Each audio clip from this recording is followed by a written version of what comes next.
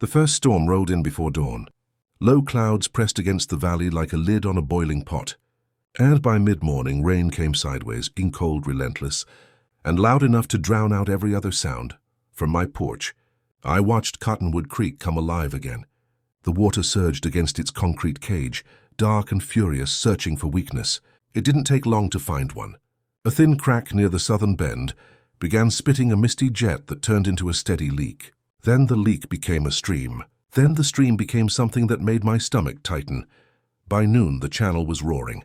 The controlled flow Brenda had bragged about was now a 30-foot-long fire hose pointed straight at her subdivision. Water bounced off concrete walls, gathering speed, tearing through the valley like it remembered every insult poured into it. I threw on my rain jacket and drove down the dirt road toward Willowbrook Estates. The sound was deafening, a grinding, thunderous echo that swallowed every other noise. I rounded the corner and stopped cold. Her perfect lawns were gone.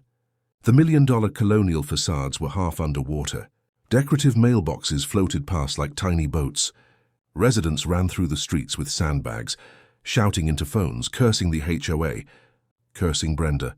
And there she was, and standing in her driveway, umbrella flipped inside out, watching the torrent slam against her foundation. I could barely hear her, but I saw the words form on her lips. This can't be happening. Oh, but it could. It was physics and justice playing the same tune. By sunset, emergency trucks blocked the subdivision entrance. News vans arrived soon after. The headline wrote itself, "Luxury Homes Flood After Controversial Creek Project." I stayed by my porch, dry and silent, watching from higher ground. Cottonwood Creek had jumped its concrete prison, cutting its own path through the debris, reclaiming the channel my grandfather built. The air smelled of rain and wet soil, the kind that only comes after a storm clears the nonsense out of the valley.